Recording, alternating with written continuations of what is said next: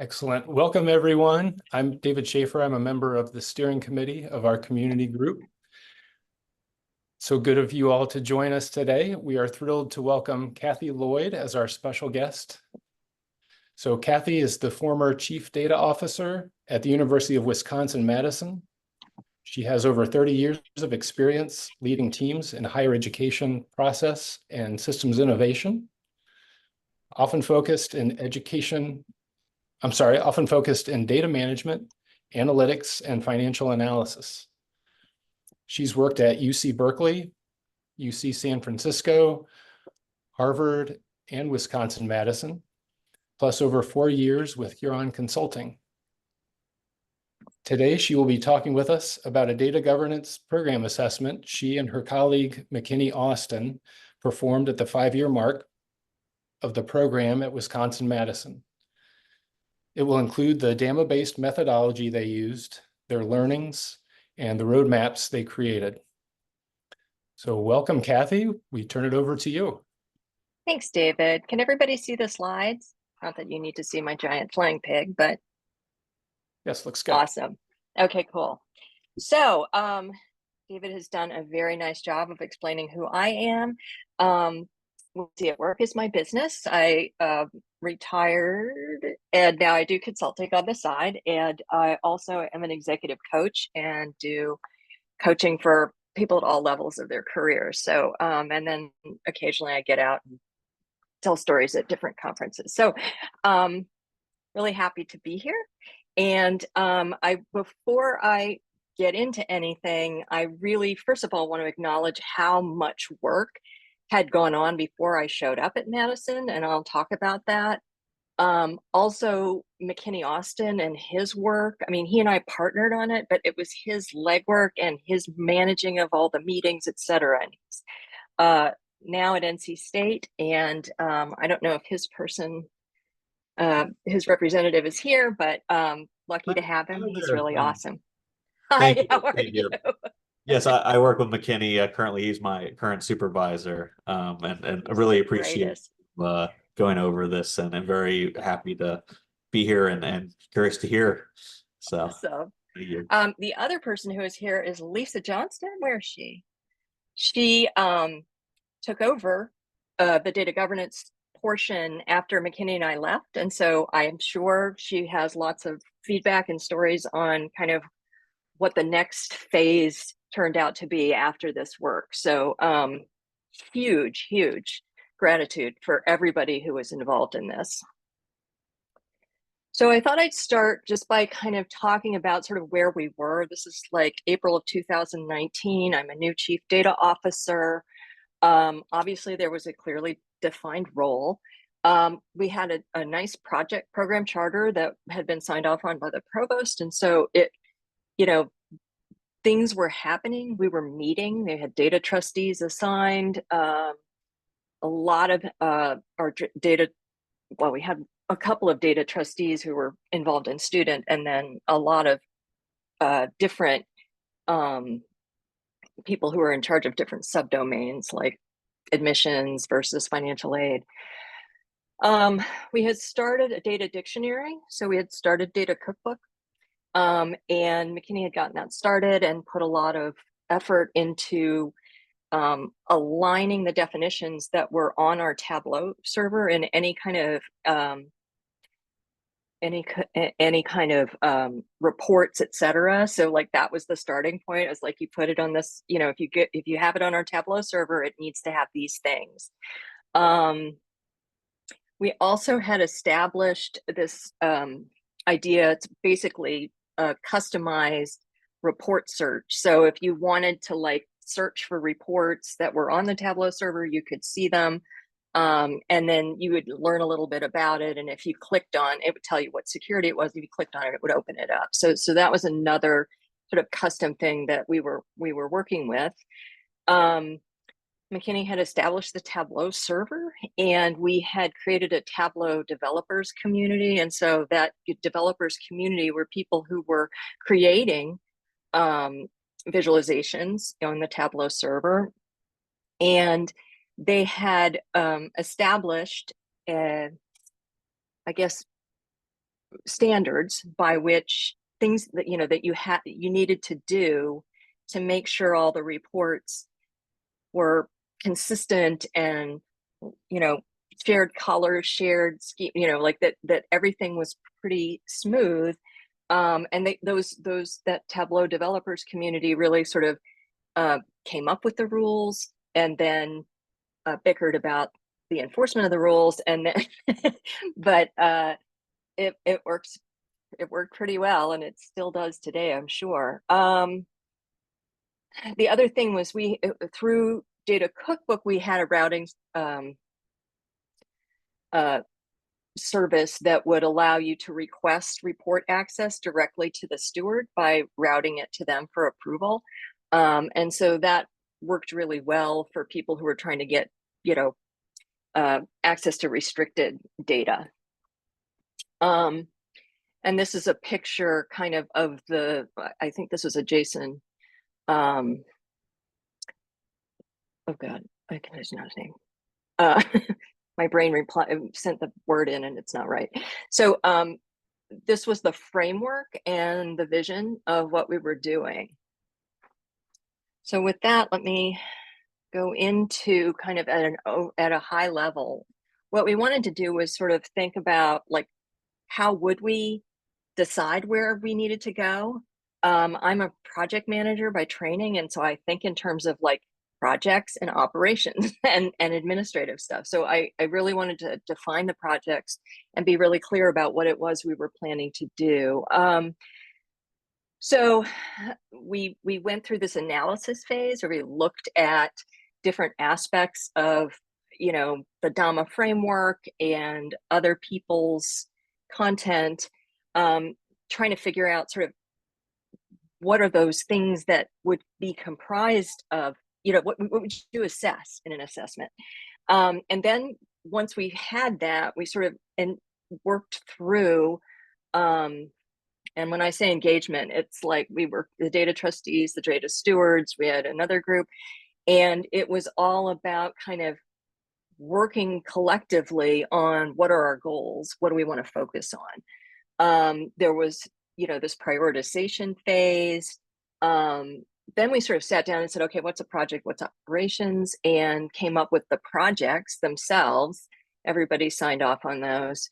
And then based on the project identification and these resource estimates that we had, we built this roadmap, which then got consolidated in with the rest of the divisional, or the, you know, we had analytics projects, we had, you know, operations related projects, we had projects that were, you know, foisted on us by external parties at the system level, et cetera. And then we went through the first year, and I'll talk a little bit about that. And then I'll just summarize some lessons learned from this. And I'll be really, really curious to hear your questions. So I'll stop and pause. If people have questions now, we can move on to the next item. Oh, is there a chat? Hey.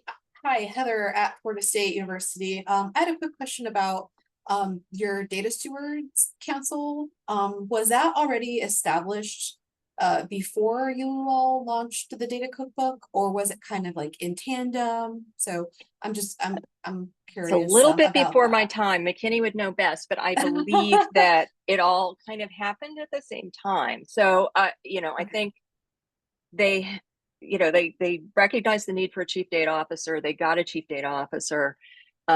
He reported up to the CIO. And so there was a lot of kind of, oh, we're going to do technology projects. We're going to focus on that aspect, but we need to have these trustees so that we can then have the stewards. And we also defined data custodians. So there was a lot of kind of drama about whose role each of those things were. But I don't know, it could still be going on, but anyway.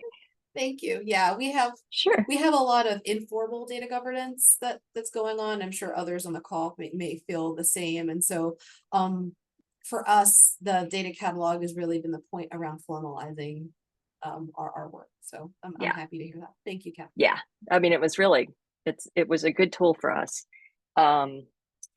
Okay, so any other questions before I move on? Awesome. So I'm just gonna do a little of this because this is a slide I use when I explain data governance to people. But anyway, so when we started the analysis, we thought, okay, we need to start with something concrete.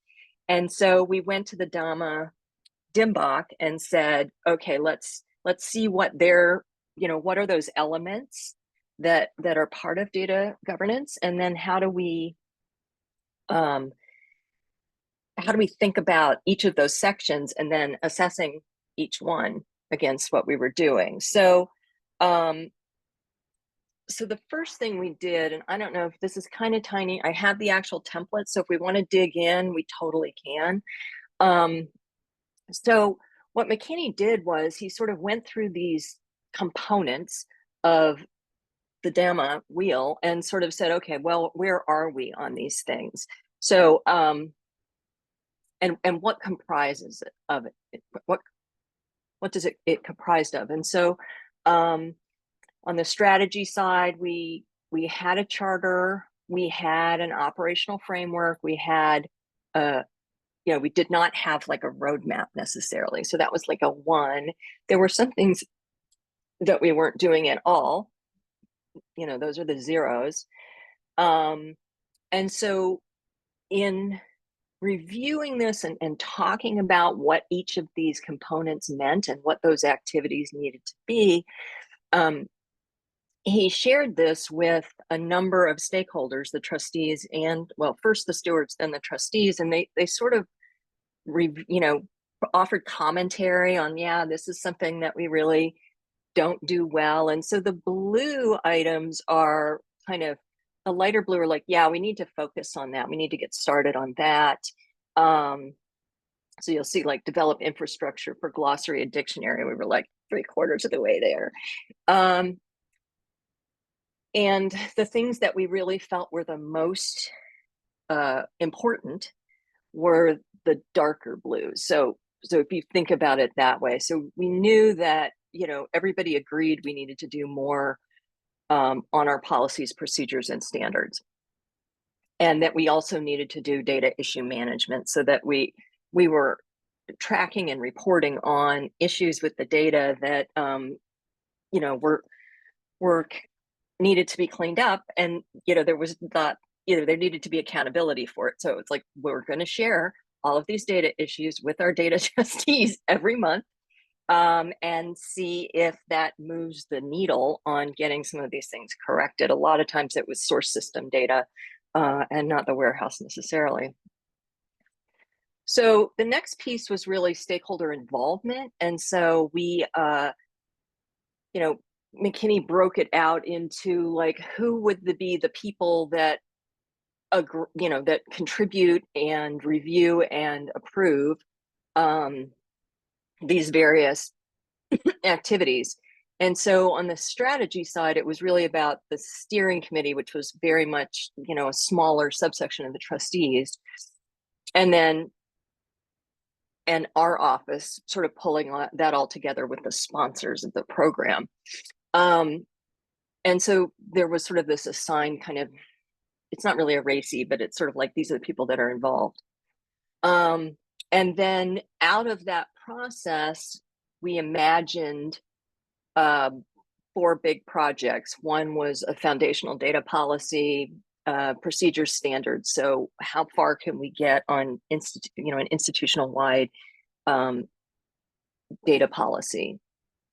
We highlighted data issue management. We wanted to improve the business glossary. So really it was more around literacy a little bit more than just, creating the glossary itself. And then we really wanted to focus on data quality and making sure that there were rules and that we were monitoring them, et cetera.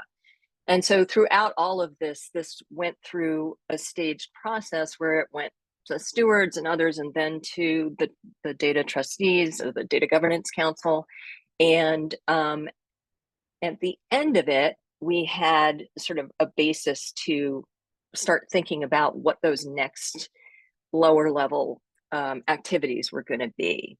So I'll pause here, and if anybody has any questions, I'm happy to answer them. Kathy, did you say from the components assessment, did those come from the DAMA DMOC? Is that right? Okay. Yeah. I mean, it's McKinney's analysis of the DAMA DMOC. So it's sort of like, here's all the rules, here's what we should be doing. And then it was kind of like, okay, well, what are those core elements of each section? And you'll notice we didn't put anything on there about, BI and reporting, because that was the other half of our department. This was just the data governance side. Okay. Thank you. Does that help? Yes. Anybody else? Oh, Kavita. Kavita has a hand.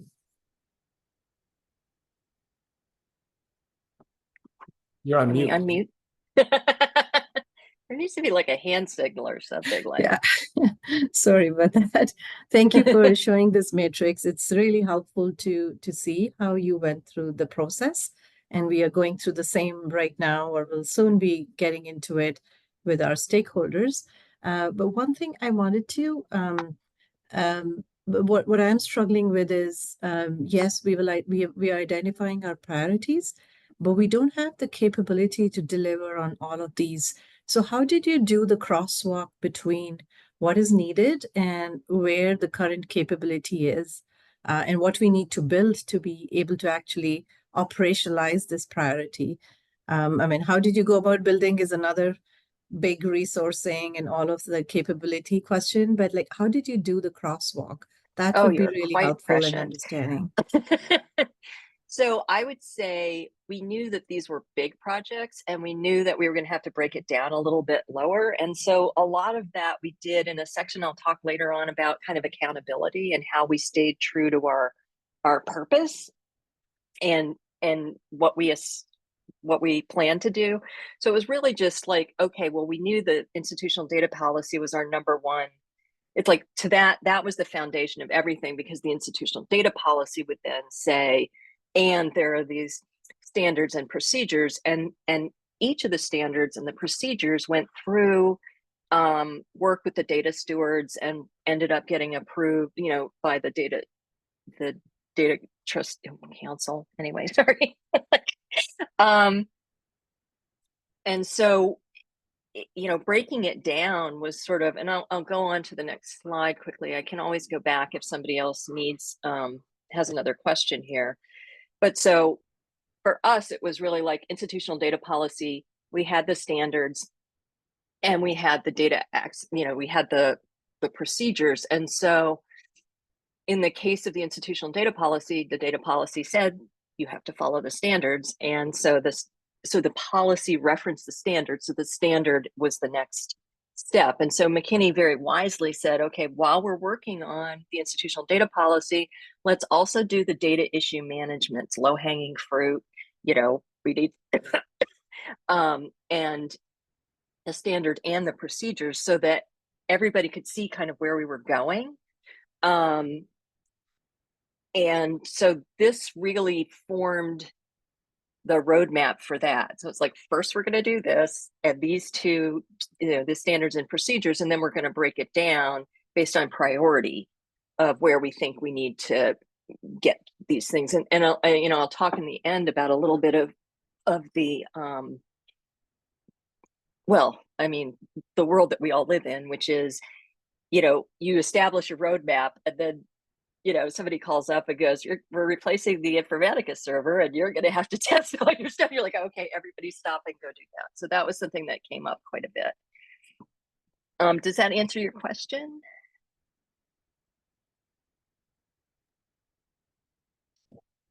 Anybody else? Happy to go back. Yes, thank you.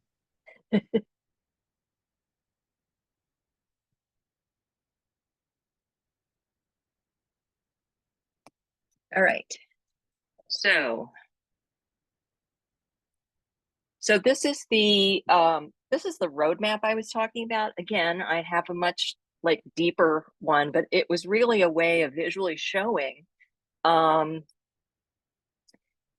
what we were working on to our stakeholders. So I mean, it's an Excel spreadsheet with little lines, but it helped people understand kind of, you know, the color coding was really about helping people understand what analytics projects we were working on. So, you know, it was mostly, you know, it's a balance of student finance, facilities, other things. And then that second row is the data warehouse infrastructure. And the third row, which you can't really see very well. Oh yeah, you can. Is sort of how we laid it out in terms of like, these are the dependencies, knowing how long it takes us to get through committee through to approval. We would give like 4 months, roughly 6 months, 9 months, depending on the size of it.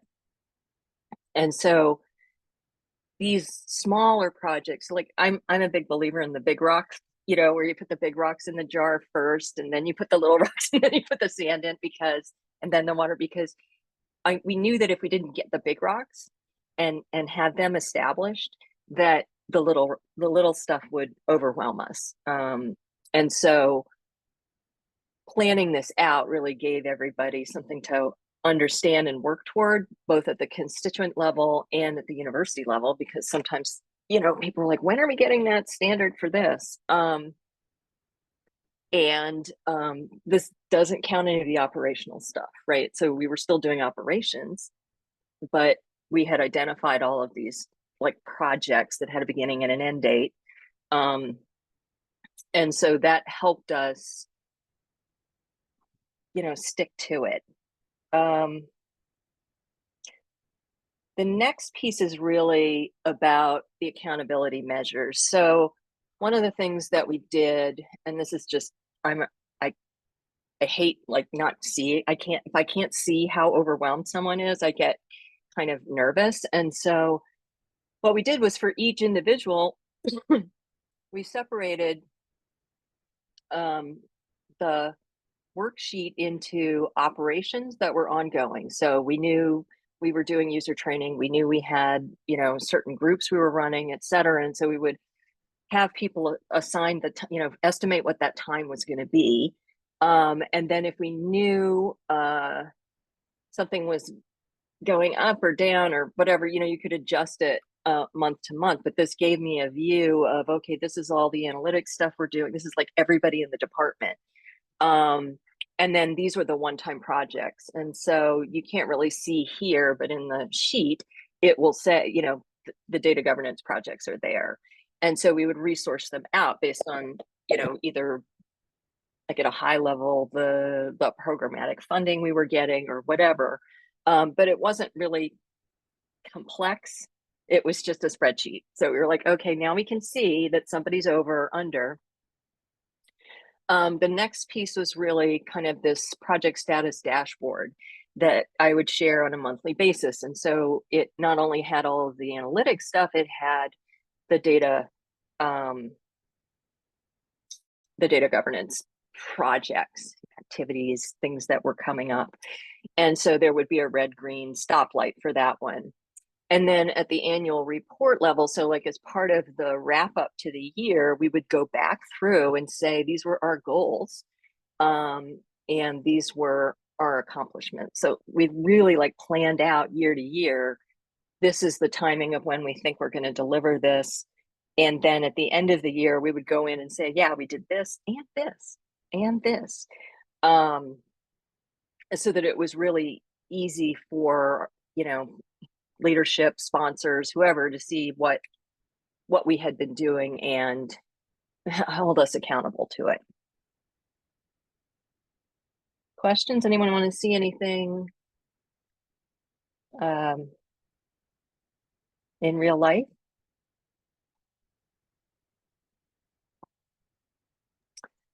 Okay, so then the last one is just really, whoops, sorry, my bad.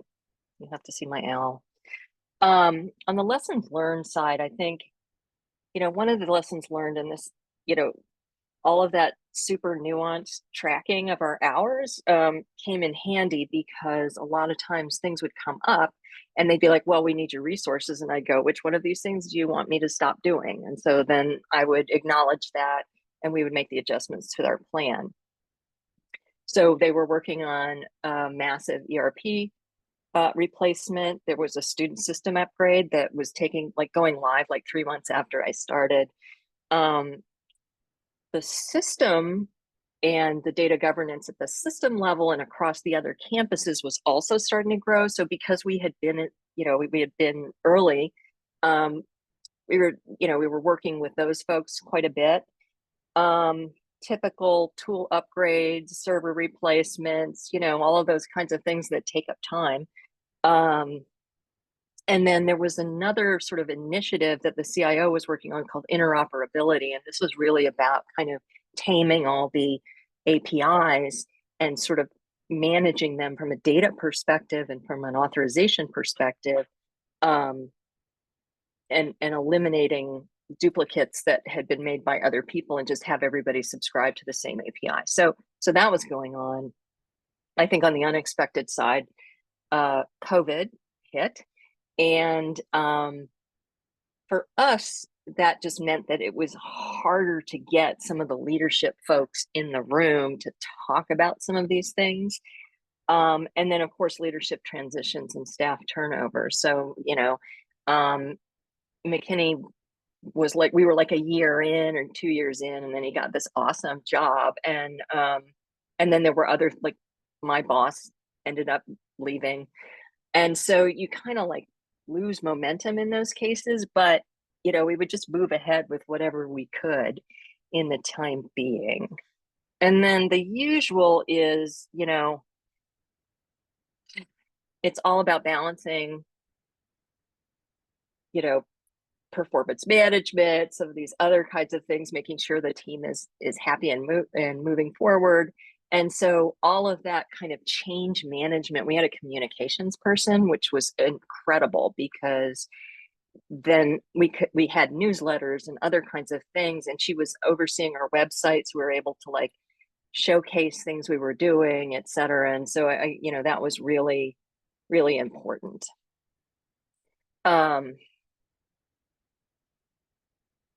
So that's all I have. I'm happy to go into detail on anything or dig through a template, et cetera, if that would be helpful. This is really helpful, Kathy. I really like you had the annual report you mentioned. So in between the annual report, were there metrics you were tracking on an ongoing basis and published those out? So I would say the metrics weren't the thing that was driving it. Okay. I think honestly, like we hadn't gotten there yet. We didn't even have, we were still scaffolding in many ways. So like there was this institutional data policy. We had just started tracking data issues when we started our data issue management tracking. And so really it was about, are we making progress on these goals, and are we not? So that really was the focus of the annual report and the monthly status reporting on the dashboard, because literally, let me see if I can find it.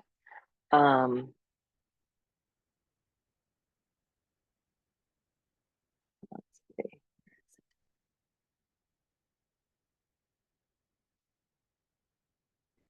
Yeah.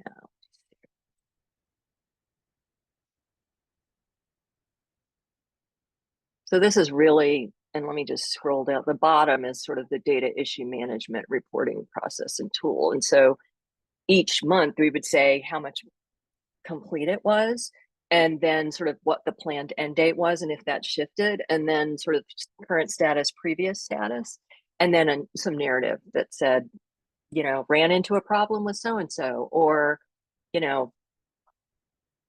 this got delayed for this reason. So that was like, at the highest level was the roadmap. And at the lowest level was this sort of monthly project status dashboard, which was like 2 pages long, because we're not a huge team by any means. That's a long list in itself. That's like 20 projects. So, Well, some of them weren't due until 2020. So, oh, okay. but yeah, it was. Yeah, there was some, operational effectiveness efficiencies we were doing, GDPR.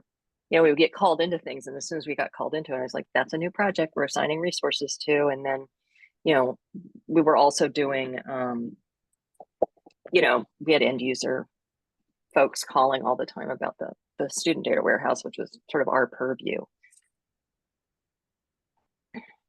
So that's what we were working on. Yeah, you were juggling a lot. Thanks. Sure. Anybody want to see anything else? Yes, my name is Valerie Young. I have a question. I joined late, my apologies. When you started your program, did you focus on specific functional area, or you decided to tackle all the data assets at once? Yeah, so data governance had been in place at Madison like for about 4 or 5 years before I got there. And so what they started with was sort of identification of stewards, like it's like you would go where the problems were, or the most burning issues were. And so in our case, the student data and maintaining the student data and making sure that we were getting these Tableau dashboards out there for folks, and that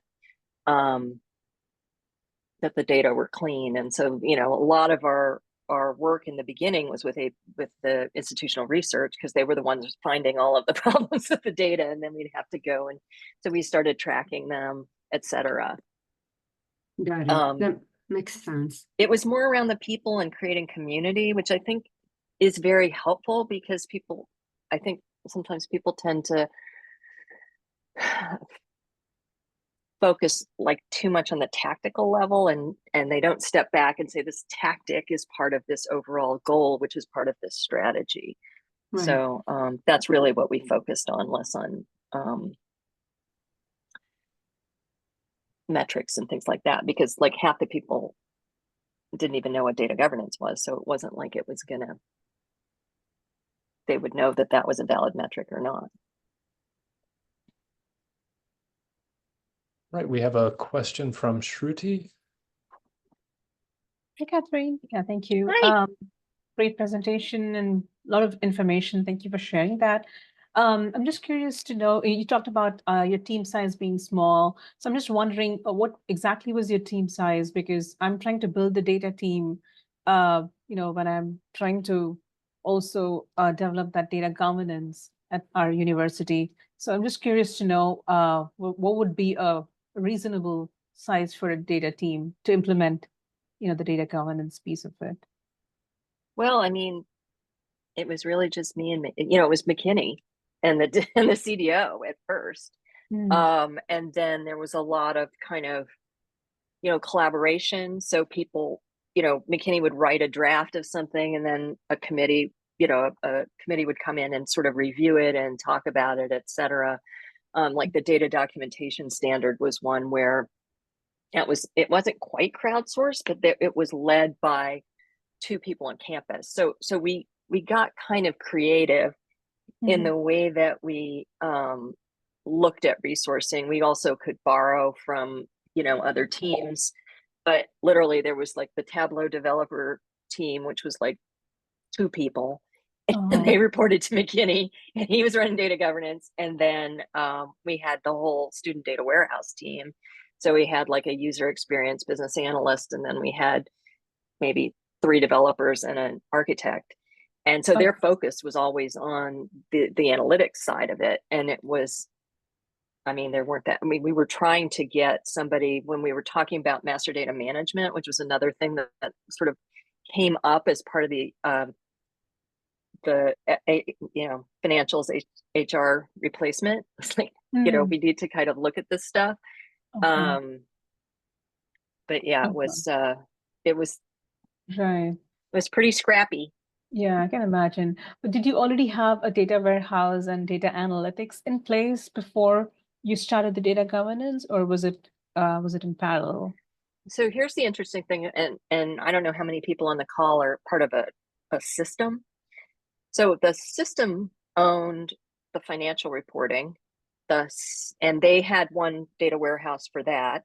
And then the system also owned the HR reporting. They had a different warehouse for that and a different set of tools. So we, each campus owned their student data and all of the ancillary systems that go along with student, not just the core student stuff, but also, Handshake and a bunch of other things like that, teaching and learning, financial aid systems, that kind of thing. So we were in an interesting place, right? Because a lot of the financial reporting was very, I guess, tactical. It was very operational in nature. And the vice chancellor for finance and admin came in and was like, I need to see a high-end financial report for my entire campus, and it wouldn't run. And so a lot of what we did was sort of extract data from their warehouse, architect it so that it could be get at a higher level, and then allow him to be able to see, kind of drill up and drill down across the campus. So those were some of the things we got involved with. But yeah, I mean, we chose our data stewards from the people on campus that really worked with the other warehouses. And so, I think now that they're going to, like, Lisa could probably talk about this a little bit in the system-wide work, but as they're going through this system-wide implementation of, I think they chose Workday, that may change, because I think they're gonna, I don't know how they're gonna handle the warehousing side of it, but I hope that they're gonna kind of consolidate HR and finance into the same warehouse and use and architect it for cross-functional reporting. And which is, yeah, that was the direction I was trying to go. Like, get Snowflake and just shove all the data in there and then go nuts. But okay, thank you so much for sharing that. Amazing. Sure. I saw Carlos had a hand up. I just wanted to check. Carlos, did you have a question? It was very similar to Shirley. We're a small campus, and I just want to know more about how she developed the groups, and she answered it in that. So thank you. Okay. There was a question in the chat. Kavita was asking if you would be able to share the project list, Kathy. Oh, sure. Yeah, I was planning, I have a whole bundle of them. I don't know if you want to see I got the roadmap, the status reporting, the annual report, and the resource planning spreadsheet. So I have it all there. If somebody, I don't know if there's a place we can put it, but yeah, absolutely. That'll be great. Thank you. I already am referring to your standard and your policy as a great source. So these would be very helpful too. Thank you. Oh, you're on Madison's. Is Lisa on? Where is she? Oh, she dropped off. Bummer. Yeah, I'm here, Kathy. Hey, so this was, I don't know, this is ancient history to you now. Like, what are you up to in terms of road mapping and figuring out where you're going now? I'm sure everybody would love to know that. Well, we've definitely been, just building on the work that you and McKinney established with our data governance program, and really building out the additional standards, procedures, and guidelines in association with the institutional data policy. So I can share a link to the policy page where we have, fleshed out all the additional governance structures after that institutional policy came out. I saw that. I was like, oh my gosh, so much is happening there. And Lisa's done a whole lot. Like, one of the things we didn't do a whole lot about, because it was really on the IR, the institutional research side, was data literacy. And so when I left, they combined AR IR with data in the warehouse. And so I think with those closely connected, you know, a lot of that data literacy work that Lisa's really, really good at is also happening. So that wasn't something that was necessarily on our roadmap because we were, you know, trying to establish the program itself. Thanks, Lisa. Yeah. What From the else? chat, it looks like people are looking forward to those resources. So Kathy, if you want to send those to me or Rachel, we can see if those can get posted to the EDUCAUSE community group site. Cool. Thank you for that. I love that site. They're like, that's so cool. Any other final questions? Hey, I'm sorry, but I'm not that familiar with the EDUCAUSE resource page. Will you send out a link or somehow we can get to it for those who are new? Yeah, we can send something out as a follow-up to the community group.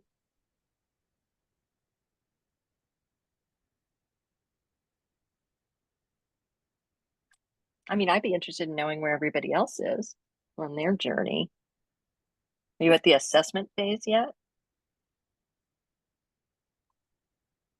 I think you said it on the head that a lot of people don't even know what data governance is, I would say.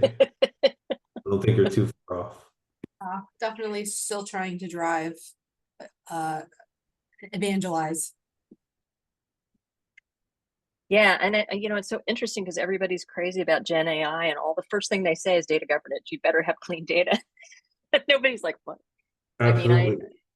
I mean, actually, I'm a CISO, and the reason why I'm here is because people don't understand data governance, and with everybody wanting to do AI, that's the first thing is data governance. So now I've been rolled into this because, you know, of all the security concerns with privacy and everything. So you're absolutely right. Yeah.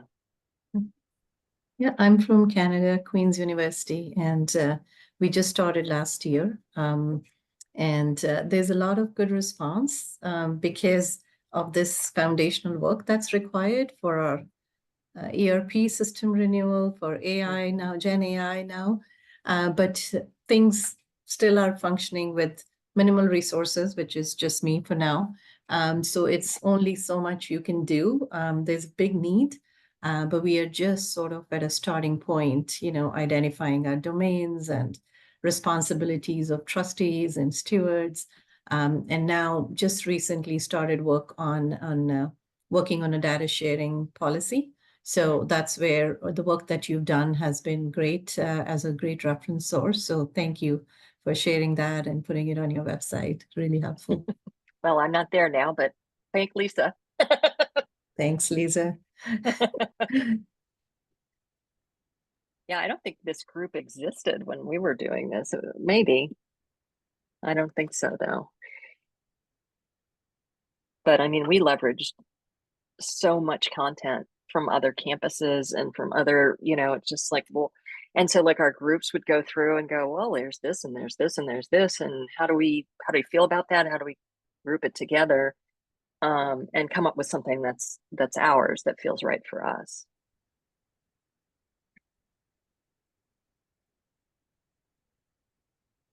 Doesn't sound like we have any other questions. Okay. Kathy, this was excellent. This is exactly what this group is about, is hearing what other people have done and what they learned. And it's just tremendously helpful for everyone here to learn from that and try to improve our programs as well. So thank you very much. You guys are fighting the good fight, I swear. All right, so I wanted to ask Rachel or Melissa, do you have information to share about the summer plans? Sure, I can share information about our July and August meetings, but first, just a huge thank you to Kathy. This was super helpful to see your resources, and I appreciate you being willing to share them after today's session as well, because there's so much here. So thanks for the sneak peek. Much appreciated. So in terms of summer, what we're planning to do is now for something totally different, which is a kind of book group experience this summer. So we have a title selected, which is Super Communicators. I'm going to put a link in the chat here to the Amazon page for the book. So our 2 summer meetings of July 11th and August 1st. Those will be the 2 dates where we have community group meetings in the summer. And as we always do, we'll send out a note to the entire membership about a week in advance to remind folks of the date and time. But those are 4 p.m. Eastern time on that Thursday afternoon, July 11th and August 1st. So we'll be getting together and discussing super communication. I have not, I got my copy from the library yesterday, but I have not started reading yet. So that'll be something very different for our summer meetings. And then in September, we'll come back to our data governance focused topics. So that's what we have to look forward to this summer. There may also be some other things on the horizon. So watch the community group listserv as well. And we'll look forward to seeing everyone, whether that's this summer or in the fall. So in the meantime, have a wonderful summer. I'll just add to that if this is not a book club where you have to have read the whole book. We will actually have a little overview. So it's if you enjoy reading. This is a pretty easy read. You feel free, obviously, to join us even if you haven't. We'll have a quick summary as well. Excuse me. That's wonderful. Thanks, Melissa, and hope you're feeling better soon. But yes, if you have any interest in discussing the topic, whether you've read the book or not, please do join us for one or both dates and have a wonderful summer. Thanks again, Kathy. Thanks, Kathy. Thanks, everyone.